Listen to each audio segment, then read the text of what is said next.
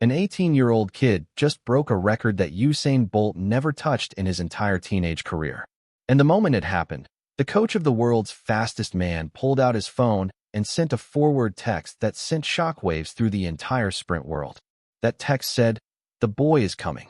Let me tell you exactly who sent it, who it was about, and why every serious sprinter on the planet is now watching their back. His name is Gout Gout. Born December 29, 2007. Ipswich, Queensland, Australia. His parents fled a civil war in South Sudan, spent years as refugees in Egypt, and landed in Australia in 2005 with nothing. 2 years later, Gout was born, one of 7 children, 40 kilometers from Brisbane, raised in a home built on survival, not athletics. He didn't even have a proper introduction to track. In year 7 at Ipswich Grammar School, someone needed a body to fill a spot at a selection trial. His name got called. He showed up in sand shoes, regular school shoes, no spikes, no warm-up, no idea what he was even doing. The boys he lined up against were wearing proper track spikes. Some had already competed at national level. It didn't matter. Gout left every single one of them behind without breaking a sweat. Coaches stopped mid-sentence. People in the crowd physically turned their heads. A kid who had never trained a single day in his life had just beaten trained sprinters wearing school shoes. The next week, he entered the GPS athletics meet and broke every record in front of him. But here's the thing nobody talks about. Breaking records in sand shoes is one thing. Believing you actually belong on a world stage is something completely different. And at that point, that belief was nowhere inside Gout Gout. That changed because of one woman. Her name is Dee Shepherd. She had been the track coach at Ipswich Grammar since 2003. No formal athletics background. When her son was young and fast, she asked how to become the school's track coach and was told only school employees could apply. So she quit her job at a supermarket and took a position handing out school uniforms just to be eligible. That is the kind of woman Dee Shepherd is. The first time she watched Gout run, she walked straight to the junior school headmaster and said, "Watch me. I am going to make that one a champion." He thought she was joking. She never jokes. She sat down with Gout not long after, looked him in the eye, and said 4 words. "You could be great." Years later, Gout described what that moment felt like. He said, "That was the first time anyone ever told me something like that." Think about that for a second. This kid had already beaten national-level athletes wearing sand shoes.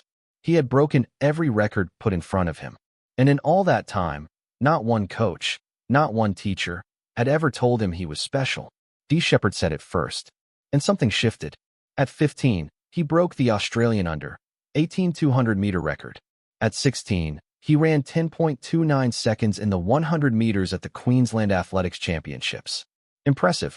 But what came next wasn't impressive. What came next was impossible. Peter Norman.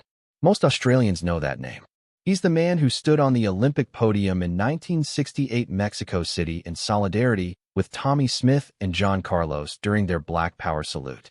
He also ran the 200 meters in 20.06 seconds that day, a national record that stood for 56 years. 56 years. Multiple generations of Australian sprinters had come and gone without touching it. Gout Gout erased it at 16 years old. Athletes don't do that. 16-year-olds don't erase 56-year-old national records. But Gout did, and the sprint world started paying attention. Adidas signed him before he even finished high school. Then they did something that changed everything.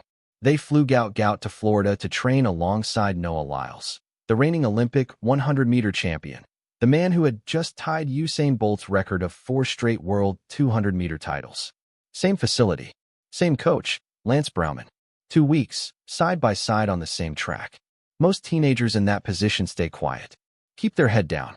Just absorb whatever they can and be grateful to be in the room. Gout Gout is not most teenagers. Lyles invited him onto his own podcast, Beyond the Records. And sitting right next to the Olympic champion, on the Olympic champion's own show, Gout looked Lyles dead in the eyes and said this, word for word. "I am trying to show you what's up. I am trying to come out with a bang.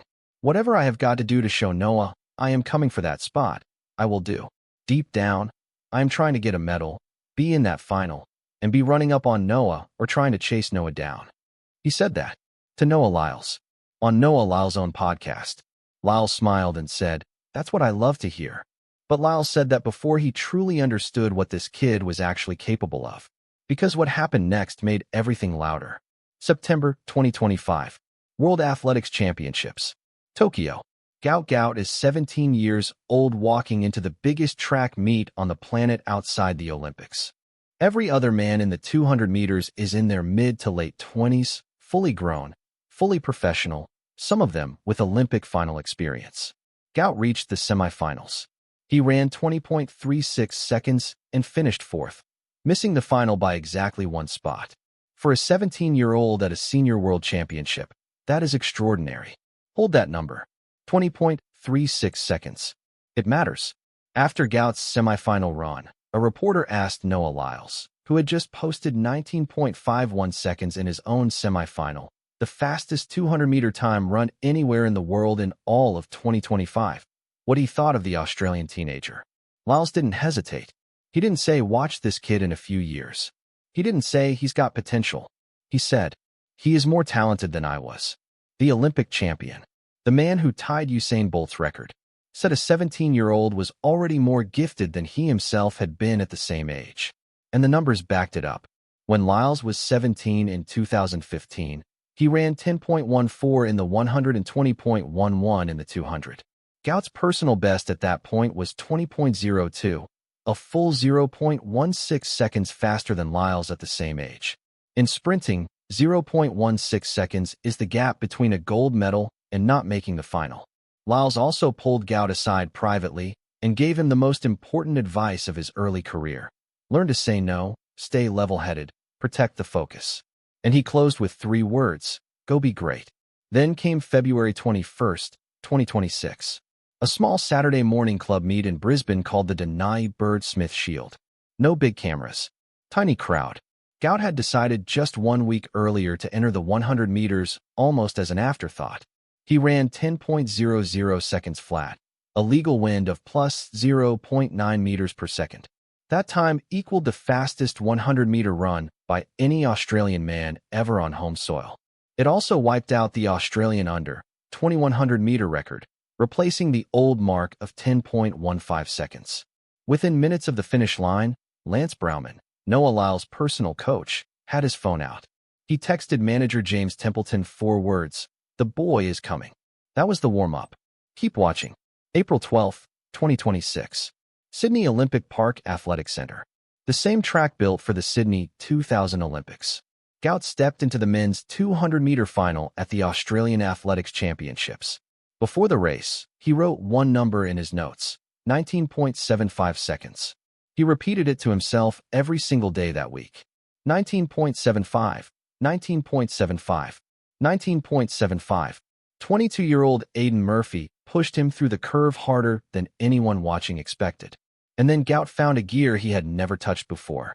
He crossed the line in 19.67 seconds. Legal wind, plus 1.7. Now remember that number from Tokyo. 20.36 seconds, September 2025. 7 months later, 19.67 seconds.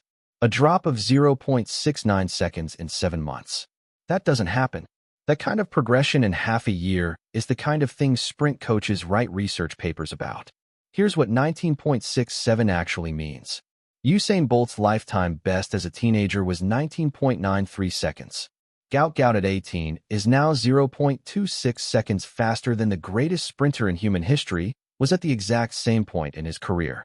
He broke the official world under 20 record, held by American Arion Knighton at 19.69 since 2022. He became the first Australian man in history to ever break 20 seconds in the 200 meters. And on raw times alone, that run would have earned a bronze medal at the Paris 2024 Olympics, directly ahead of Noah Lyles. After the race, Gout said, "I wrote down 19.75. For the past week in my head, I was telling myself I am running 19.75. And obviously, 19.67. You've got to love it. The gap to the very top is still real." Lyles holds the American record at 19.31 seconds. Letzel Tebogo has gone under 19.50. But Gout addressed this himself after Tokyo, and the answer he gave is the reason every single person in track and field is paying attention. He said, "The thing I have on them is time. They may not have 15 years, but I have got 15 years for sure. If I can do this at 17, I will be even better at 25. He will be 24 years old when Brisbane hosts the 2032 Olympics, 40 kilometers from where he grew up, the same city his parents arrived in as refugees, the same country that handed him sand shoes and told him to fill a spot. In August 2026, he lines up at Hayward Field in Eugene, Oregon for the World Under-20 Championships, giving up his spot at the Commonwealth Games to be there. That is exactly what Usain Bolt did in 2002. Lance Browman is tracking his splits in real time. The Olympic champion's coach is texting forward messages at 10 a.m. on a Saturday. And the kid who sat on Noah Lyles' own podcast and looked him in the eye and said he was coming for his spot, he wasn't talking anymore. The bombshell had already landed.